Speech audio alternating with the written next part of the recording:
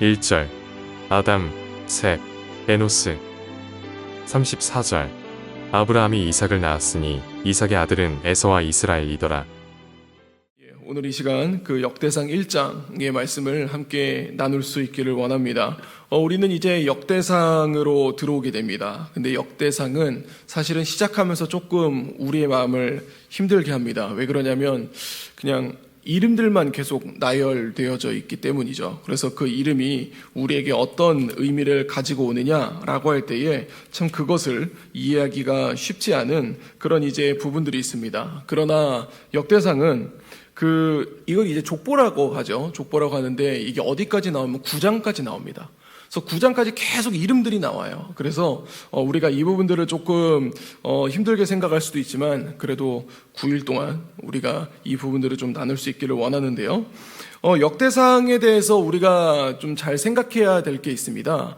그럼 우리는 한번 생각을 해봐야 되죠. 왜 역대상의 시작부터 그냥 아무런 말이 없이 이름들이 등장하고 있는가? 이게 이제 1장에 들어가면서 우리가 생각해야 되는 그런 이제 그 부분인데요.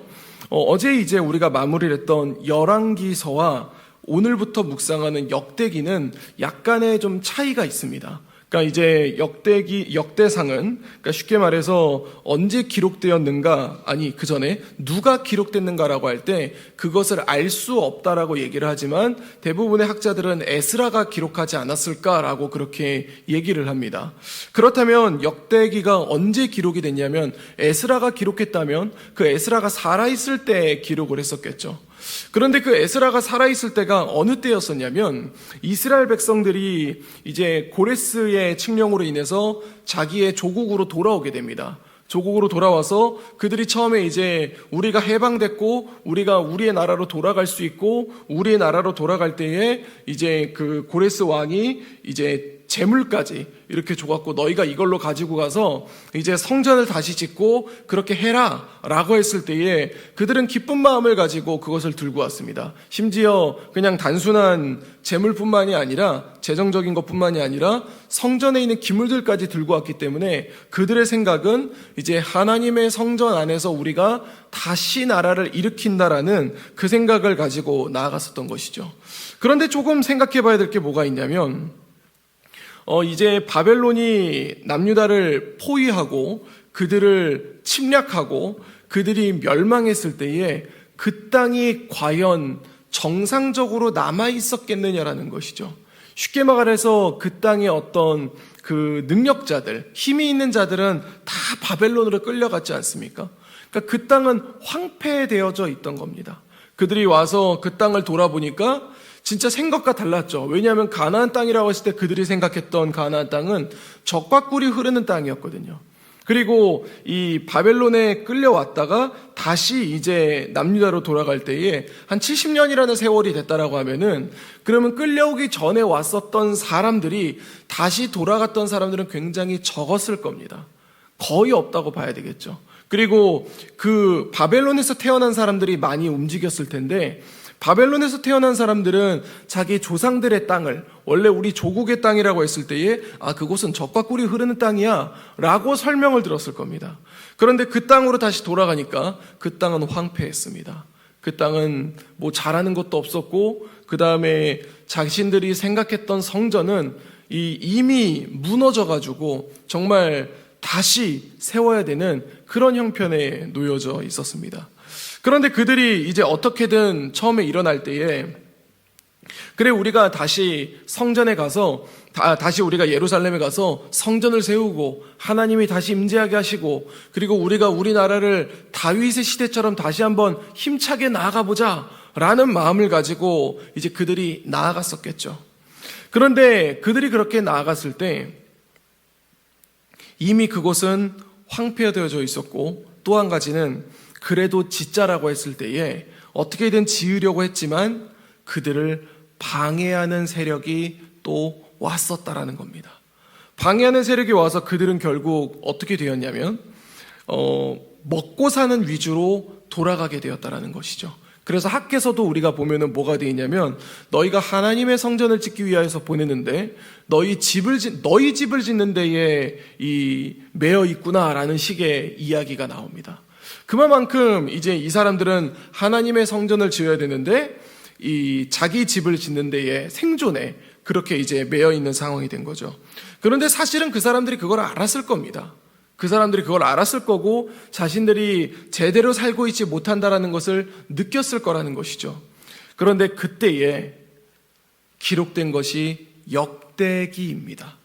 그러니까 역대기는 뭐냐면, 그러니까 열왕기서는 이스라엘 역사의 그 아주 이 실제적인 이야기들을 나열하고 그들의 죄악됨을 가감없이 표현하는 성경이라고 하면은, 역대기는 어떤 내용들로 기록되어져 있냐면 중심이 성전입니다.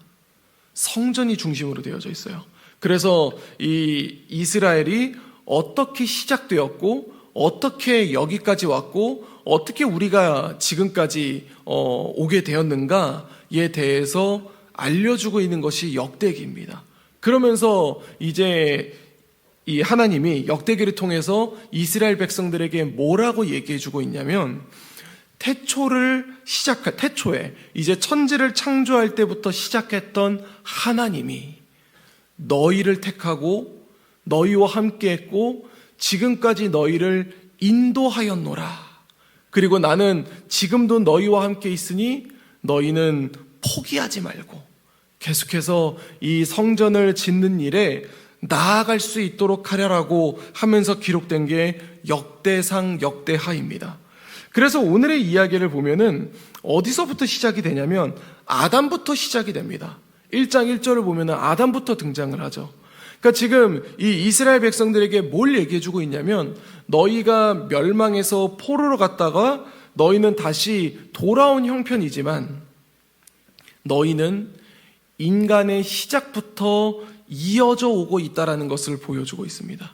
그래서 아담부터 시작해서 쭉쭉쭉쭉쭉 나옵니다. 노아도 나오고 우리가 아는 이름들이 종종 등장을 하죠. 그렇게 오다가 어디까지 오냐면은 아브라함까지 오게 됩니다. 아브라함은 뭐냐면 그들의 조상이죠. 이스라엘의 조상이지 않습니까? 그래서 아브라함까지 쭉 오게 됩니다.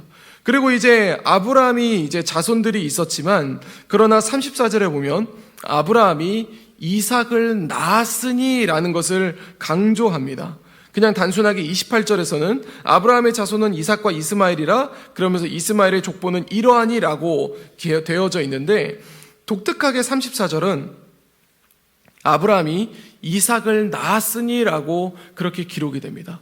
그러면 지금 이들에게 이삭을 낳았으니라는 표현이 우리에게는 그냥 뭐 낳았잖아 라고 생각할 수 있지만, 그 당시에 남유다 백성들, 그러니까 돌아온 포로에서 귀환한 백성들에게는 뭐를 떠올리게 하냐면, 우리의 조상 아브라함이 태가 끊겨 있는 그 상황에서 100세의 나이에 하나님이 임재하셔서, 하나님이 함께 하셔서 아브라함을 통하여서 아들을 주셨는데 그 사람이 바로 이삭이다라는 것을 떠오르게 만듭니다. 그래서 이제 그들은 어떤 힘을 가지게 되냐면, 맞아, 우리는 우리의 조상에게 있어서 하나님으로부터 출발했다는 것을 떠오르게 만듭니다. 우리의 모습은 지금 힘들고 우리의 모습은 어렵지만 우리의 시작을 돌이켜보면 아브라함부터 시작이었는데, 그 아브라함이 이삭을 낳았을 때 그때부터 이미 하나님이 함께 하셨어 라는 것을 기억하게 만드는 것이죠. 그리고 그 아브라함이 어떻게 기록이 되면 쭉쭉쭉쭉 올라가서 그 아브라함이 그냥 나타난 것이 아니라 아담으로부터, 이 인간의 창조에서부터 하나님은 시작하셨다라는 것을 떠오르게 만듭니다. 그러면서 오늘 본문은 이제 에서의 아들들, 그리고 에돔 땅을 다스린 왕들까지의 기록이 나오는 것이죠. 그러면서 이 이스라엘 백성들은 이 1장을 묵상하면서 우리의 시작이 어디로부터 되었는가, 그리고 그 하나님이 여기까지 우리를 인도하고 계신다라는 것을 말씀해 주고 있습니다. 주 안에 사랑하는 성도 여러분, 우리는 이 본문을 읽으면서 우리 마음 가운데 어떤 생각을 가질 수 있을까요? 이제 북보의 전체적인 부분이 가지고 있는 똑같은 주제이겠지만, 우리가 우리 마음밭에 잘 새겨야 될 것 중에 하나가 뭐가 있냐면, 우리가 믿는 하나님은 세상의 시작부터 존재하셨고, 아니 그 시작을 만드셨고, 그리고 본문에 기록되어 있는 것까지 진행해 오시다가 결국은 우리 예수 그리스도로 말미암아 우리에게까지 그 복음이 전해져서 지금까지 우리를 여기까지 인도해 오셨다라는 것을 우리는 놓치지 말아야 할 줄로 믿습니다. 그런데 우리가 이제 한 가지 좀 놓치는 것들이 뭐가 있냐면, 우리가 살아가는 세상과 우리가 살아가는 그런 문화와 우리가 살아가는 사상들을 좀 이렇게 보면서 교회가 힘이 없다라고 생각하는 경우가 너무나도 많습니다. 우리가 잘 한번 생각해 보시죠. 우리가 코로나라는 걸 겪었습니다. 코로나를 겪었을 때에 저는 처음에 이 코로나라는 것이 조금 지나면 다시 나아질 거라고 생각을 했습니다. 그래서 전혀 포기하는 그런 것들이 없었죠. 근데 그러다가 시간이 지납니다. 시간이 지나다 보니까 이제 거리두기가 이렇게 되면서 예배를 드리지 못하는 상황이 오게 됩니다. 그래서 예배를 드리지 못하는 상황을 보면서 때로는 정부를 원망하기도 하고, 때로는 이 병을 원망하기도 하고, 그리고 코로나로 인하여서 믿음을 저버리고 떠나가는 사람들을 보면서 그들의 믿음을 바라보며 속상해하기도 했습니다. 그런데 조금 잘 생각해 보면 그 코로나라는 가운데에서 또 우리가 온라인 예배를 통해서 우리가 예배를 지속적으로 드릴 수 있도록 하나님은 우리를 인도하셨습니다. 그리고 그렇게 인도되다가 결국은 그때 당시 그랬거든요. 전문가들은 인류는 이제 코로나와 함께 가야 될 것이다. 그럼 이제 제 마음 가운데도 드는 생각이, 이제 교회라는 곳은 국가에서 잠깐 풀어줄 때를 제외하고는 성도들이 만날 수 없는 곳이구나. 온라인으로서만 이렇게 만나야 되는 거야. 랜선 이제 교제만 할 수밖에 없구나 라고 이렇게 생각을 하게 되었습니다. 심지어 교회에서도 이 성도들을 등록할 때 온라인 성도 등록이라는 게 만들어졌었죠. 어떤 교회들은. 그래서 그런 부분들을 보면서 이게 이 어렵다라는 그런 부분들을 굉장히 가졌었는데, 지금 어떻습니까? 지금 우리 시대에 분명히 코로나라는 병이 있긴 하지만 우리가 코로나 때문에 모이지를 못한다거나 그러지 못한다라고 이야기하지는 않습니다. 그러니까 결국은 우리가 잘 기억해야 될 게 뭐가 있냐면, 우리 가운데 여러 가지 어려움이 있었지만 교회가 무너지지는 않았습니다. 왜냐하면 하나님이 함께 하셨기 때문이죠. 우리는 이 땅 가운데 살아가면서 경제가 어렵다라고 얘기합니다. 그리고 문화가 그렇다라고 얘기합니다. 그러면서 세대 간의 갈등이 있다라고 얘기를 합니다. 그러면서 우리는 점점 교회를 세워가는 것을 포기합니다. 왜냐하면 공동체보다는 개인이 더 중요한 사회가 돼버렸기 때문이죠. 그래서 참 목회를 하는 우리의 입장에서도 참 쉽지 않은 게 뭐가 있냐면, 선배 목사님들이 막 이렇게 얘기를 해요. 뭐냐면, 우리 때는 그래도, 그냥 소위 얘기입니다. 우리 때는 그래도 목사라고 해서 얘기하면 그 말에 끝발이 있었는데 너희 때는 어떡할래? 라고 이렇게 이야기를 하는 거죠. 왜냐하면은 예전에는 목사라는 분이 목사가 얘기를 하면은 성도들이 그래도 목사님이 얘기하는데 라고 하면서 따르는 부분이 있는데, 요즘 시대는 목사가 아무리 얘기를 해도 그냥 하나의 이야기일 뿐인 거거든요. 그러니까 그런 시대에 너희가 어떻게 목회할래? 라고 그렇게 이야기를 합니다. 물론 이제 저도 그 얘기를 들으면서 그게 실감될 때가 참 많습니다. 그러나 중요한 것은 그게 중요한 것이 아니라, 그럼에도 불구하고 하나님은 살아계신다라는 것이죠. 그럼에도 불구하고 하나님은 역사하시고, 그럼에도 불구하고 하나님은 우리를 인도해 가신다라는 겁니다. 사랑하는 성도 여러분, 역대기는 성전을 짓기를 포기했던 이스라엘 백성들에게 하나님의 살아계심을 얘기하고 있습니다. 우리는 교회를 세워가야 되는 사람들입니다. 우리는 하나님 나라를 확장해 가야 되는 사람들입니다. 우리는 영혼 구원을 해야 되는 사람들인 것이죠. 교회가 모인 것은 하나님을 예배함도 있지만 하나님의 복음을 전파함에도 있습니다. 혹시 우리는 하나님의 복음을 전파하는 것에 마음을 닫고 계시지는 않으십니까?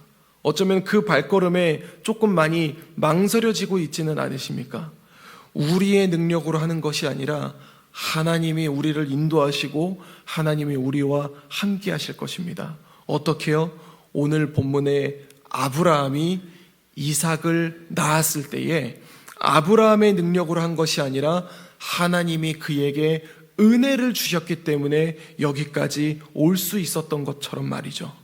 우리가 주님의 나라를 향해 걸어갈 때에, 그리고 그 자리에 서 있을 때 주님이 우리에게 은혜를 베푸시고 주님이 우리에게 능력을 주심을 믿으시기를 바랍니다.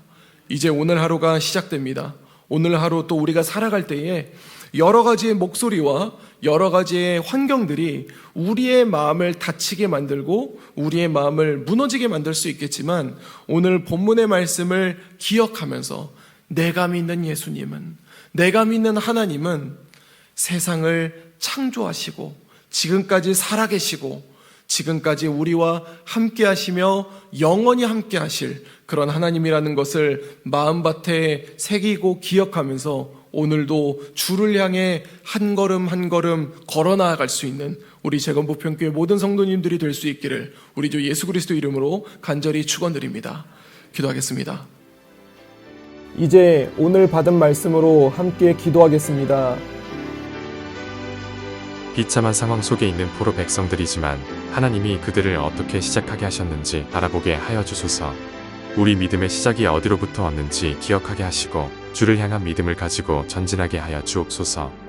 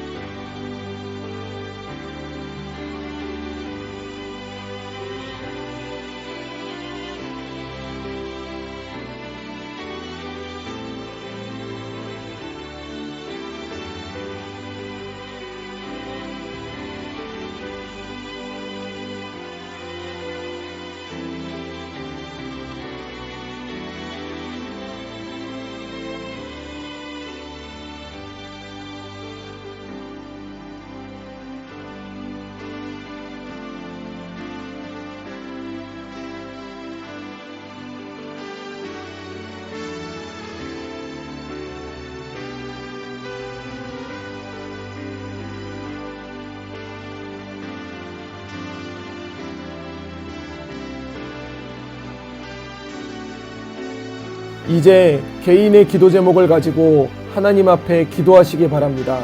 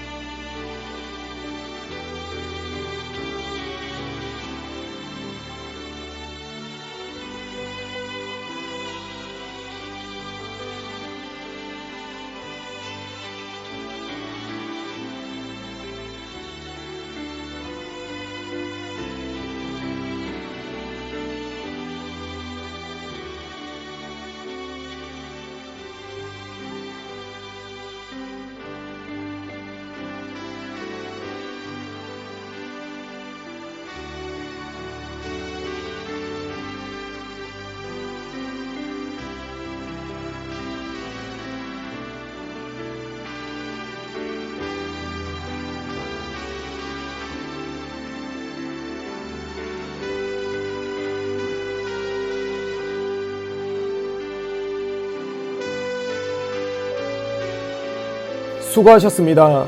오늘도 하나님의 인도하심 가운데 승리의 하루를 보내시는 우리 재건부평교회 모든 성도님들이 되시기를 주님의 이름으로 축복합니다.